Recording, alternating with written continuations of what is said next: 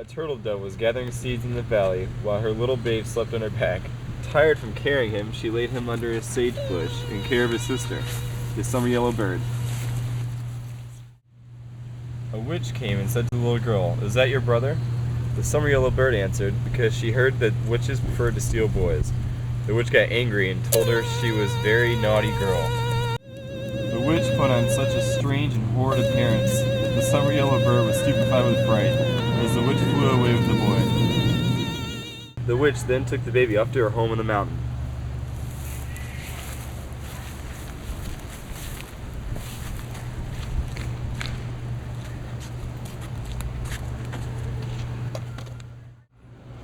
She stretched out all of his limbs until he was elongated and as large as a man. The witch always wanted a husband, and though the sage-cock had the body of a man, he had the heart of a babe and knew no better. Back in the valley, the turtle dove realized that her baby had been stolen. Along with her brother, the eagle, she went in search of her babe.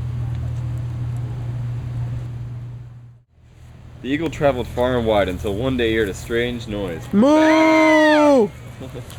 When he got near, he saw the witch and her husband, but the eagle did not know who the man was. The eagle returned to the turtle dove and told her what he had seen.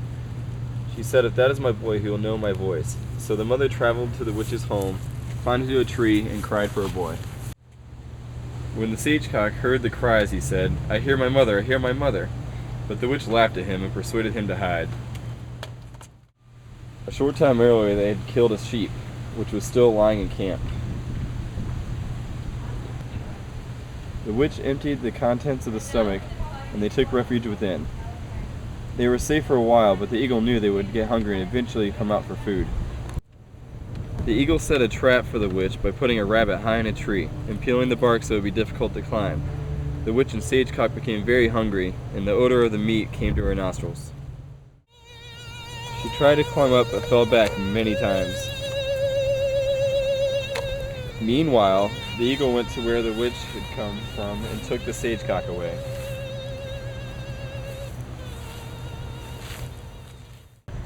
The eagle placed the sage-cock under the same sage bush, and behold, he was the same little beautiful baby again. The witch realized the sage-cock was gone and saw some feathers on the ground. She knew the feathers belonged to the eagle, who was a great warrior and a terrible man. So she went to her grandfather, the rattlesnake, who would protect her and kill her enemies. When the rattlesnake saw his granddaughter, he called out to her, go back, you're not wanted here." She continued to beg him for protection, when they suddenly heard the eagle coming for her. The rattlesnake gestured for her to hide, but she knew not where, and climbed into his stomach.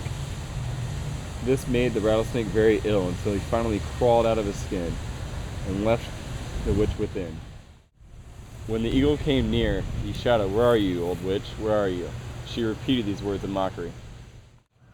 Ever since that day, witches have lived in snakeskins and hid among the rocks and take great delight in repeating the words of passers-by. The white man calls these mocking of cries of the witches echoes, but the Indians know the voices of the old hags.